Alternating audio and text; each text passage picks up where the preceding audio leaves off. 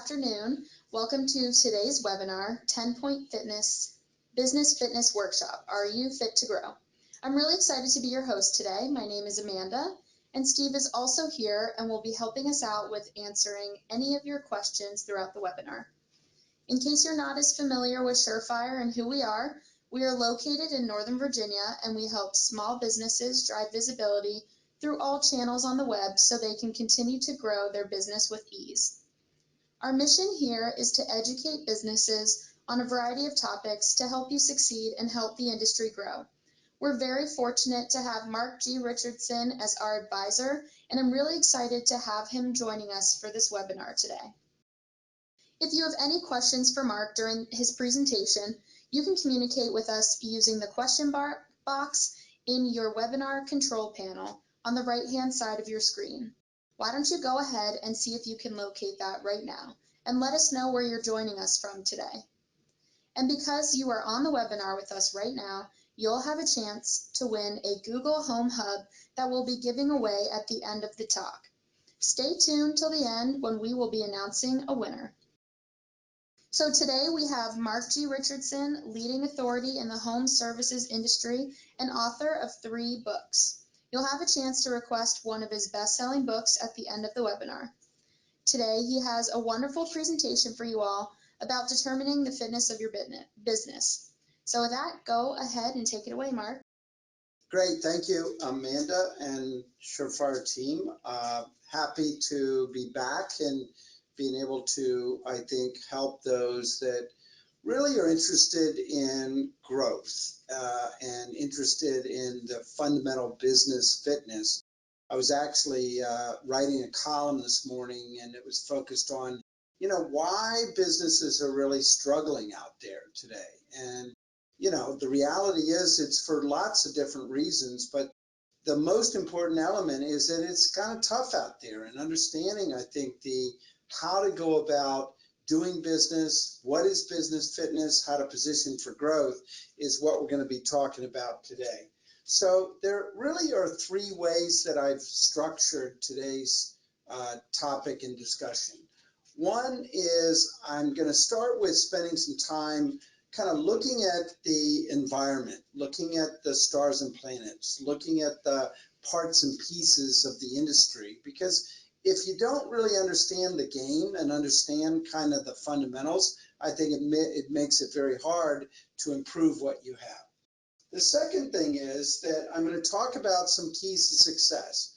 I have the benefit of really involving myself, touching, advising, sitting on boards of some of the best out there. And there are really, when you boil it down, some keys to success. And we're going to talk about how, not only remodelers are successful, but also some of the differences between different remodeling type models out there. And then lastly, I'm going to give you a fitness checkup. And this fitness checkup is very much like going to the doctor and getting your blood pressure and your cholesterol checked. And then we're going to spend a little bit of time making sure that you understand what the scores mean. Now, when we get to that phase of the webinar, you will need a pencil and a paper, and I'm going to take you through this. And this particular webinar is recorded, so if you feel it's valuable for other members of your team, you can certainly request this recording as well, and you will have access to it for other members of your team to take the business fitness checkup as well. So let me start with the remodeling environment. What influences home improvement? And at Harvard, and I'm involved in Harvard's Remodeling Futures program, we look at a lot of key indicators that are out there, and I just want to touch on a few. The first is home appreciation. Home appreciation is one of the elements that we look at. And, at the risk of sounding kind of condescending, when homeowners see their value go up, it makes them comfortable to want to invest in it. And when they see it go down, it makes them want to kind of push the pause button. So home appreciation, for the most part, has been relatively strong. We've had a very, very strong recovery. And I think at least for the next period of time, we'll still see, I think, at least flat to positive home appreciation. Interest rates are another important indicator. And while your clients may not be financing, they are comforted by the fact that interest rates are low. And if in fact they have a low mortgage or low mortgage interest rate, the likelihood that they're going to move with that as interest rates start to creep up, maybe not this year, but next year, is certainly less, which is positive. Unemployment. Now, 9 out of 10 people generally have a job. However, when unemployment rates get double digit or get high, it makes people nervous. Nervous not about today, but will I have a job in the future? The new home demand. We look at oftentimes in the industry, the gap between our ability to build a new home and the amount of supply that's out there. And that gap has been pretty great for several years now. And that again creates a larger opportunity home improvement. Stock market. While many people are a little bit skittish and nervous about the stock market, we're at record highs with the stock market. So again, that creates, I think, a wealth effect that in fact allows people to pump money back into their home. And when you look at all of these things, it kind of creates, I think, the dynamic that's important, and that's consumer confidence. Now, what this tells me is it's not necessarily easy out there to do home improvement, but it's definitely a time that you want to be thinking more about growth. You want to think about, where you are moving forward rather than just hunkering down. So another element I want to talk about is all remodeling, all home improvements not created equal. Many years ago, the folks at Harvard used to think that new construction and remodeling were counter-cyclical, but now we've realized, no, the cycles are the same, but what is different, as you can see from this simple graphic, is that the peaks and valleys are different. Peaks with new homes very high, but very large valleys. A larger scale remodeling still has peaks and valleys. Kitchen and bath, specialty, windows, siding, roofing has peaks and valleys, but it's not as severe, and certainly small scale projects. Now, for many companies out there, especially that are looking at their portfolio, if they have, for example, a lot of high risk type of things that they do, they may want to kind of create a nice blend of smaller scale projects in that to really balance the risk. And we're going to be talking a little bit more about that. So as we look at the different remodelers and home improvement companies, there's a lot of differentiators. One is their client demographic, specialty versus full service, showroom versus in-home sales, in-house crews versus subcontractor, the size and types of projects, lead generation methods, who's providing the financing is a key difference. Sales process is also a difference of what we see.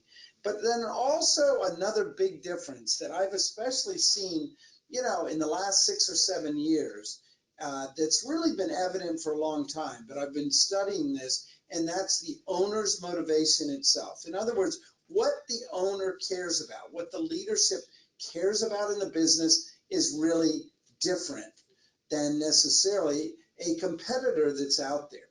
So as you think about this, the message here is you're not only not equal in terms of the cycles of the business and the risk, but you're also not equal in terms of the type of business that you do. So let me just spend a few minutes talking about leadership motivations. This is an important topic, and like I said, I think we have a tendency to sometimes look in the mirror and think that what other remodeling owners or home improvement owners care about is really the same as what we care about, and it's really not the case. So let me just walk through what I found to be 7 different motivations of owners. And needless to say, like a lot of things in terms of being a conservative or liberal, we tend to be kind of a blend of these things, but it is important to at least acknowledge some of the differences. So number one is that it's an owner who has a job. Now maybe they lost a job at some point, and now they've gotten a job, and they're just happy to have a job. It's not necessarily about growth, it's more about having regularity and control of your day and that kind of thing. So again, that's one of the motivations I see with an owner. A second is more entrepreneurial spirit. It's always about innovation and chasing the next opportunity and shiny object out there. And again, I think we all tend to have a little bit of entrepreneurial spirit, but I think for the most part, that's one of the differences. A third one is that you look at the business as an investment. I know, for example, many folks out there that certainly see their business as an investment, but some really much more. It's all about the profitability. It's all about the ROI. It's all about the return on investment and investing the right kind of measures to see the right runway to get the right returns. Another motivation is to create a business that's a patient, that kind of has a life of its own. It's putting a stake in the sand and doing something that's important in terms of creating a business. Another motivation that we see out there, it's really one that you can get in home improvement and remodeling, and that's ego. It's very easy to be in the cover of a magazine or have award-winning projects or being acknowledged for different kinds of things. In many cases, people are more motivated by high ego-related things than there are necessarily profitability or new ideas. Also, I see another motivation of some select companies out there that are very cause-driven. Cause could be related to a cultural issue, a community issue, could be related to energy or just doing the right thing out there in terms of the marketplace, but a cause. And then last motivation that I oftentimes see, and as I said earlier, I see many as a blend of these things, but oftentimes it's the legacy that you create. And legacy could be family, it could be other team members. It's what's the legacy that I'm creating here that moves beyond just you and in the future. So it's important, I think, to sit back and reflect on this. What are your motivations in business? And also be careful not to judge other remodelers or others within your company if they don't understand or really know or see the motivations as quite the same. So let's talk about growth and how you define growth. Growth is not defined the same way by all businesses, and there's nothing wrong with defining it differently than others. But what is wrong is that if you don't know how, or your immediate team does not know how, each of you define growth. This is a great topic for a management or leadership team to really talk about. How do they weigh these different growth elements? So, for example, it could be top line growth. Now, a lot of people, when you go to exit the business, one of the elements that's oftentimes looked at as investors, what the top line percentage of growth has been over a period of time.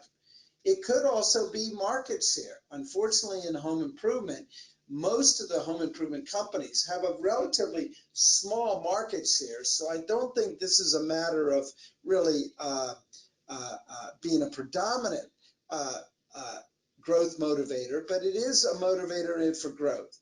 Another way to think about growth is how do we adjust the blend in our portfolio? If you start to think about your portfolio, almost like an investment portfolio, as you get older, you want to have more low risk in your life, and therefore you might have more lower risk type investments. The team is another motivator or another way to define growth. And that could be in terms of growth, retention of the team, tenure of the team. It could be in terms of growth of the team moving on to different places within the organization. Certainly another obvious one is profitability. I really put a lot of weight on being better and growing companies based on being more predictable and more sustainable results. Those companies that can have that really, I think, take the company to another level. Another element you can look at with growth is your strategic alliances. These are going to have a bigger importance, I think, certainly in the future. But the most important thing is how do you define growth? And I know growth is kind of a blend of these things, but it's critical, I think, for you to have the question and you to have the discussion with your team if you want to be successful. So let's just talk about the rate of growth. This is also something that is not necessarily the same in all businesses. And many years ago, when I looked at this, I thought about the rate of growth being, what is the healthiest rate of growth? And I started to analyze and break apart growth in these different categories. So one way to quantify it is look at year-over-year percentage of growth. So in normalized times, which that's what we happen to be in right now, normalized times. In other words, it's not a recession and it's not necessarily a frenzy. 0 to 5% growth is not necessarily something to write home about. You might be slipping and losing a little bit of market share. The competition might be inching up on you. If you're looking at 5 to 10% growth, I think that's certainly okay. It's, I would say, respectable. However, you might not be creating enough opportunities that the key team members want to stick with you. You might also not be pushing motivation fast enough. The real sweet spot for growth, in my opinion, is probably in these times about 10 to 20%. This is what's ideal. Strong profit potential, good team retention. It's not easy, but that's the kind of level of growth. Now, needless to say, you need to have the right digital marketing strategies to see that level of growth, the right investment. But if you do it the right way, you should see good growth and also good profits. 20 to 30% growth I'd call aggressive. Now, you might be in a particular niche that aggressive is appropriate, but keep in mind, you might slip in effectiveness when you're talking about this level of growth, and certainly you might be adding a lot more stress to the team. 30% growth or more is very aggressive and, quite frankly, very risky. I've seen many companies that were focused on this level of growth that actually kind of almost imploded on themselves because they couldn't really handle that level of growth. So be careful. But go back and look at, this year, what your targets are, what that percentage is, and see kind of how it measures up based on these different blends. So what are some of the keys to success? Like I said before, I really have some of the benefits of really touching and certainly experienced myself personally, a lot of success in the remodeling and the home improvement business. And I really see it boiling down to, I think, 3 key things. The first is you have to have the right mindset. Henry Ford has a wonderful little quote, if you think you can or think you can't, you're right. It all starts with the right mindset. But mindset is about positive attitude. You've got to really believe first and foremost, but you also have to understand mindset is also about work ethic. And it's hard work out there. It's also understanding that this isn't all on your back. It's a team sport. And if you don't have the right culture and the right team, you may not be as successful as you want to be. The second element, I think, and we're going to be getting into this more in detail, is you've got to change. You've got to change or become irrelevant. Becoming irrelevant might be the ultimate insult, but let's try to unpack this a little bit for you. If you look back at your client, your marketing, and your sales over the course of the last 10 years versus today, you had a mindset 10 years ago or 12 years ago, just do it. You had clients that were just kind of lining up. It was just a do-it mentality, whereas today it's more of they want to contemplate, they want to discuss it.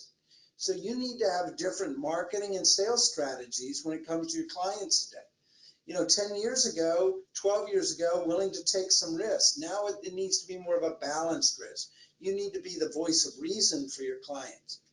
10, 12 years ago, the clients would find you, where today you need to have the strategies in place to know how to go about mining the right demographic of clients and projects.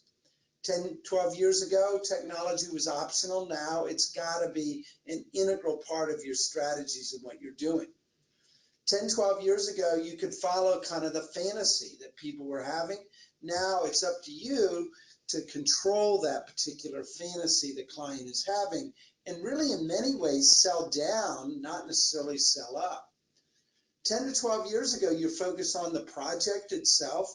Now it's more also focused on the client experience and how you go about doing it.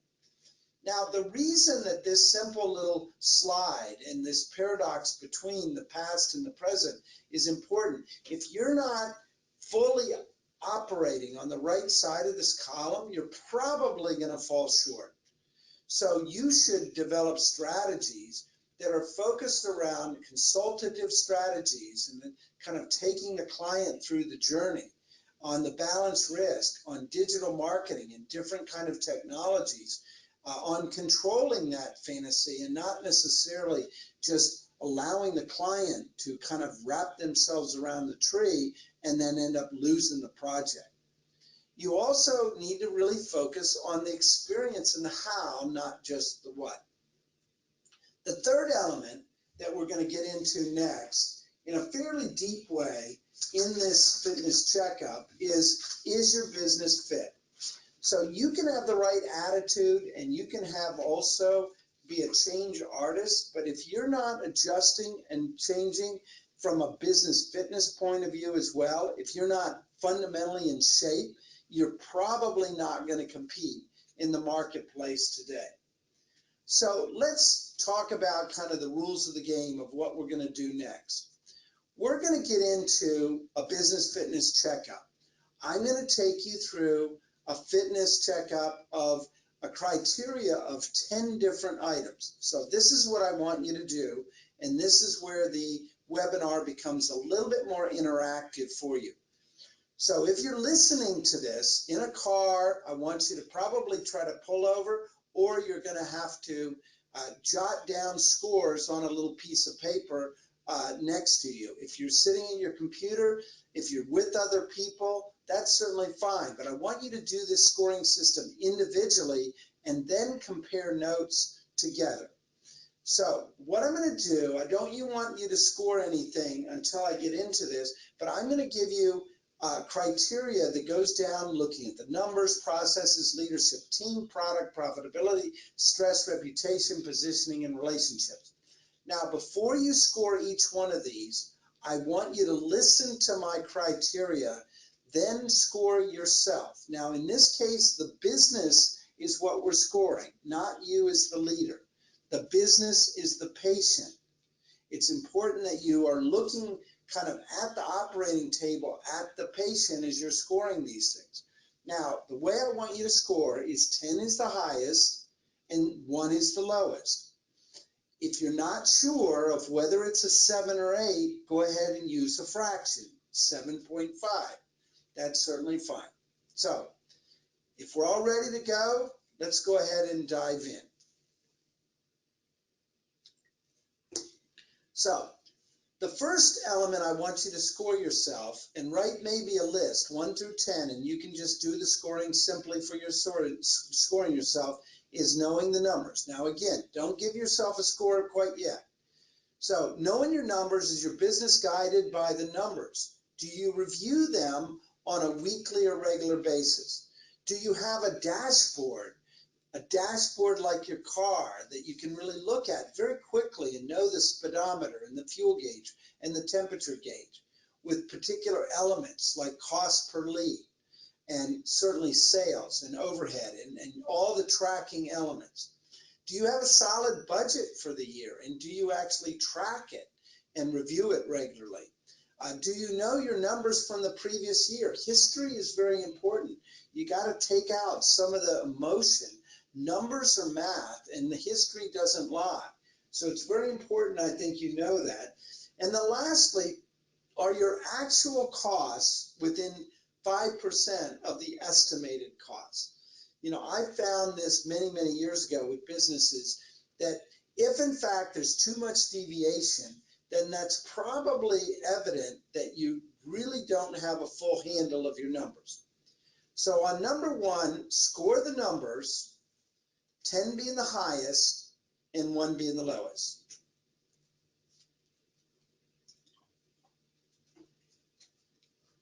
Number 2. Now again, you want to score yourself with 1 score for each one of these, not for each question, for each criteria. So 1 under knowing your total number 1, and 1 under the systems and processes. So the second element is systems and processes. You know, are your key processes written down? For example, the lead management process and the lead review process, sales process, production process. You know, in the review process, it's so important right now. You know, homeowners, according to Google, put more value in online reviews today than they do personal referrals. So having that process really down and having it be something you can control is really important. Are your processes not dependent on individual personalities? Do you have a consistent team evaluation process in place? Do you have client feedback kind of processes and surveys that you look at regularly? And lastly, do you have ways, whether it's digitally or whether it's through, you know, paper type newsletters, to communicate internally and externally to different communities? So score the business based on your systems and processes, 10 being the highest and 1 being the lowest. Number 3 is your leadership. Now, again, in this case, it's the leadership within the business, not just the leader themselves. So the way to look at that is, do you feel like the leadership is visionary? Good levels of communication and accountability to that communication. Goal orientation, strong leadership structure, a clear sense of purpose, strategic thinking within the leadership, well respected by the team and by certainly the industry and the community. And do you find the leadership truly walks its talk? So based on this, at the highest or best level of leadership within your business, score it 10 being the highest and 1 being the lowest. Number 4, your team. Now, oftentimes when I ask business owners or teams, you know, where do you score your team? They oftentimes immediately, oh, we have high quality product and high quality team. But in this case, I want you to score it based on the following questions. Number 1 is, do you have strong performers? Number 2, high retention rates. Number 3, good synergy amongst different departments and individuals. Do they want to grow with you? And that's a question you really have to ask yourself. And quite frankly, if you haven't had a lot of those conversations with team members, then you probably don't know whether they want to grow with you. Gung-ho attitude and team spirit, consistently exceeding expectations, commitment to constant improvement. And then, do you find that each team member is accountable at all levels? So score your team based on this criteria, 10 being the highest, 1 being the lowest. Number 5 is your product. So again, I want you to wait and score yourself until you've listened to all the criteria. High quality advice, design, and service, well-defined product and service, the type, consistent client experience.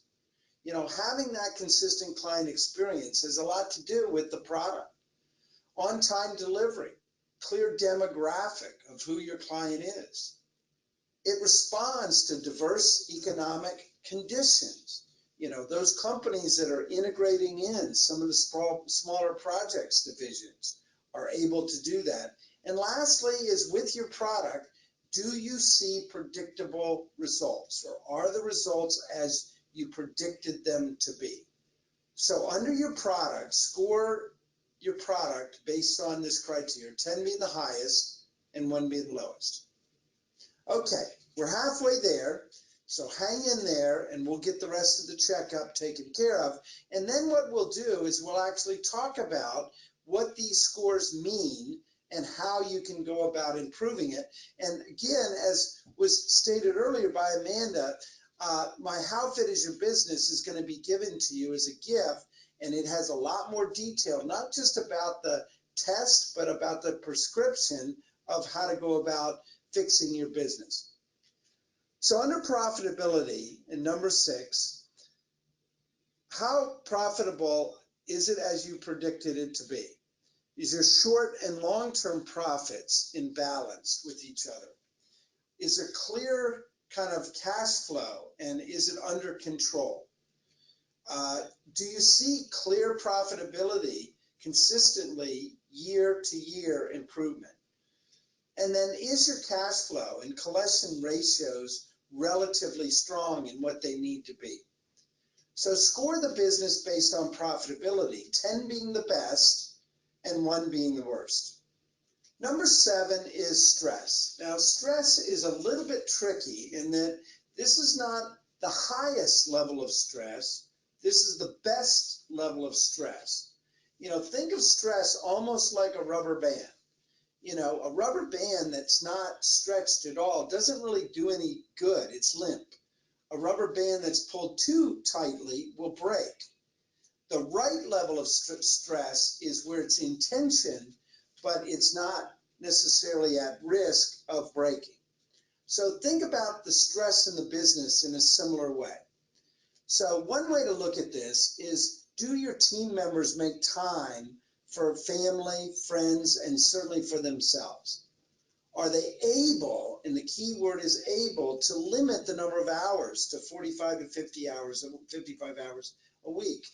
Now, I'm not suggesting those that want to work more, that's bad. What I am suggesting is that that's a choice because you love what you're doing, not because you have to.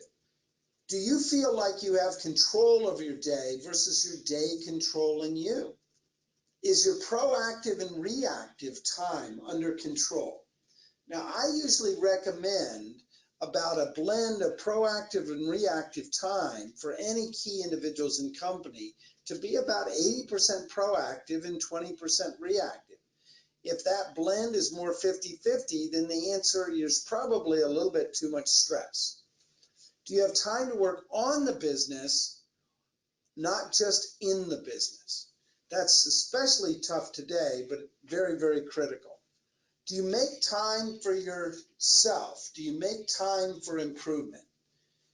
I'm a strong believer that you've got to carve out those times, whether it is professionally or personally, for improvement. And that's a big element that gives me an understanding of the level of stress in a business.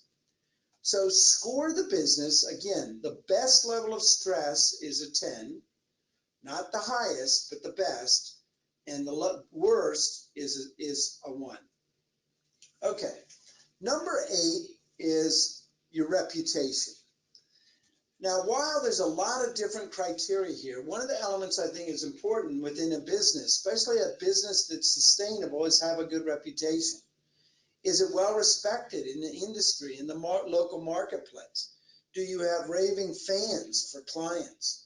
Are you easily able to hire employees? That's usually a product of a good reputation. Are you kind of a magnet, so to speak?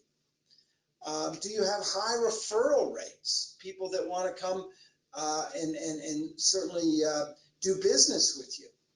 Local and national media usually only want to look at, quote, and publish low-risk type companies. Vendors, do they seek you out, or trade partners, or mechanical folks, or are you chasing them down? So when it comes to your reputation, based on this criteria, why don't you score your business, 10 being the highest and 1 being the worst? Number 9 is your positioning. How well positioned are you? So again, positioning, just to kind of break it apart, because this is something that's a little trickier for some businesses to think about. Positioning is not about the here and now alone. It's also about the future. And I think those healthiest fit businesses care about the now, they care about the medium term, and they care about the long term. So the question is, how well positioned are you? Some ways to look at this are the stability and consistency. It's very hard to make good positioning decisions if you're unstable and inconsistent. Do you have a strong market awareness?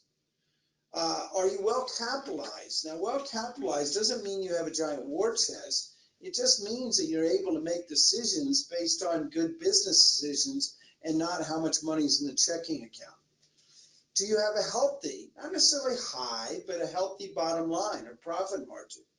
Do you have a good business and marketing plan in place? It's not unusual for a lot of home improvement businesses to not even have a business or marketing plan. Are you diversified for risk management?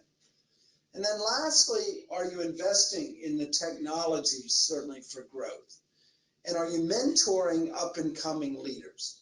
So I know that's kind of a mouthful, but think about your position and just reflect on how well do you think the business is positioned for 2020 and beyond. And these are some of the criteria I think you have to look for. So score the business based on how well positioned you are, not just the here and now, but the future. Okay, we're almost there. One more, and then we'll take a look at what all this means. So as you think about this, the last one I want to touch on is your alliances and strategic partners and relationships. I think today more than ever, you're not on an island by yourself. You've got to think in terms of a community of relationships, not just yourself, when it comes to your overall fitness. So the first question is, do you have established alliances with other professionals? It could be within the industry or outside your industry or service providers. Now, needless to say, it's not just about having them, but do you have good dialogue and regular communication with alliances and partners? But always, are you seeking out opportunities with them? Are you sitting down and talking about win-win opportunities and what you can kind of do together? So as you think about strategic alliances and relationships, score yourself. 10 being the best and 1 being the worst. So what I want you to do now is take a look at your scoring system that you put into place. And again, as we talked about, score a 1 to 10 for each one. And what I want you to do is add up all these scores so that you have a total score for all of them. And just take a moment and just add that up and kind of reflect on what you put together in terms of your scores. You know, this is very much like, for example, as a kid in school coming back with a grade card. You know, in some cases you had some high scores and low scores, but collectively it all added up and gave you kind of a total GPA, so to speak, or total scoring system. So what I want you to do is add up the total scores. If your score is above 100, then go back and do the math again. If your score is too low, maybe you were a little bit tough on yourself. So the next thing I want to do is I want to spend a few minutes just talking about, you know, what does this scoring system mean? Now, while this is obviously somewhat subjective in that you're doing it, I'm not coming in and hooking you up to a monitor like you would with a doctor at a physical. It is, I think, a good way for you to help to understand your fundamental fitness. So the first thing is, if your score is 85 and above, keep doing what you're doing. You appear to be healthy. Continue this, but it's important that you do an annual checkup. When I do this for different companies and I do workshops on this topic, what I try to encourage them to do is to do this on an annualized basis, because you will see, just like going to the doctor, your scores will vary year to year. Now, hopefully, they won't go down, they'll go up, but that's an important element, I think, to compare. You'll also see different people's score within your leadership team vary. So it's important, I think, to do this as group exercises as well. And by reading the book, I think it'll help you to do this more on a group basis. And as I said earlier, you know, the friends at Surefire will send you a copy of the book. If your scores are 75 to 84, you're fine. Now, you're fine doesn't mean you're 100% healthy. Again, it's just like a scorecard from school. You might have 3 A's, a B, and a C. You're fine. However, what you want to do is you want to focus on the low scores. Any score, let's say below 5, you want to have a very concrete action plan for improvement. It's not that hard to move from a 5 to a 6, or a 6 to a 6.5, or a 6.5 to a 7. But for most people, it has to be intentional, and you need to have a very conscious effort to do it. But again, if you're scoring in this kind of range, or you're scoring with others, I think you're just fine. The next score that you have here is your average, 65 to 74. So the key, I think, is don't be ashamed at this score, or don't be ashamed in terms of a team. Put your egos aside. Try to think about bringing in a coach or a mentor to help you, have a different perspective and be more successful. If your score is 55 to 64, now it's time to put the stake in the sand and commit to improvement. You've got to have a plan. You've got to have a plan to monitor the progress on a monthly basis. This has got to be a written plan, and you've got to watch it on a monthly basis, and hopefully it'll go up. If your score is 45 to 54, now it needs to be a team sport. This is an issue for many businesses, that you might have some false positives. So it's important to have them score this together. If it's consistent with this score, then you need to have regular fitness improvement meetings. It might be every 2 weeks or every month to be able to see it improve.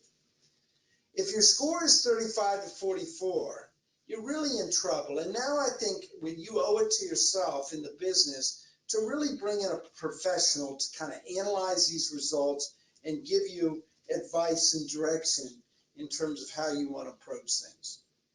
And lastly, is if your score is below 35, I think it's actually time to say, I might want to punt. I might want to exit.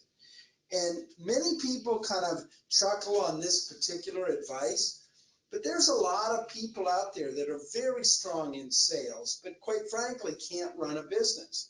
And they should be going and finding that role for someone else. There's folks that are involved in production that are technically very strong, that quite frankly that they ought to be a head of production or a production manager for another company. So as you sit back and look at these scores, I think it gives you, kind of the direction that you want. So what I want to talk about next is some frequently asked questions when it comes to this fitness checkup.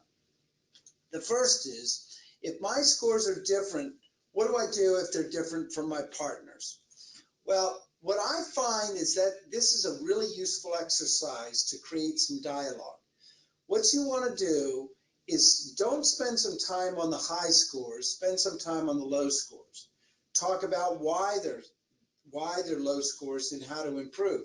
But also on the scores that you have that are different from your partners, it's important that I think you spend the time talking about the differences and how you go about taking it to the next level. Are all the criteria equally weighted? Kind of yes and no. It's kind of like asking, are all your children equally important? Yeah, I think they're equally important. However, yes, I'll admit that some are a little bit more important than others. For example, I was doing a talk in Detroit soon after my book was published many years ago, and I was asked, which of these is most important? Which of these is most important?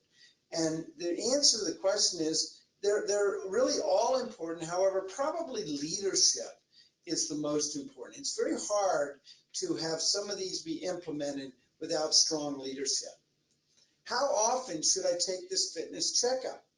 Well, depending on your scores, just like going to the doctor, you need to adjust the frequency. For example, if you have lower scores, you might want to take this fitness checkup every 3 to 6 months.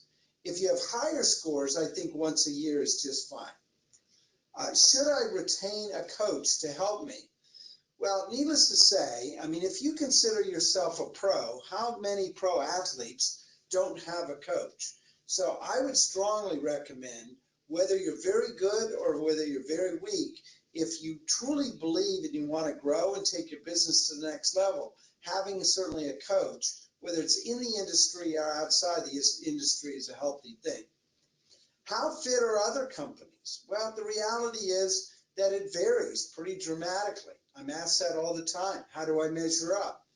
I would say that probably in the home improvement industry, there's only about 10 to 20% that have a score of 75 or above. So if you have that high of a score, then you're probably in the top 20%.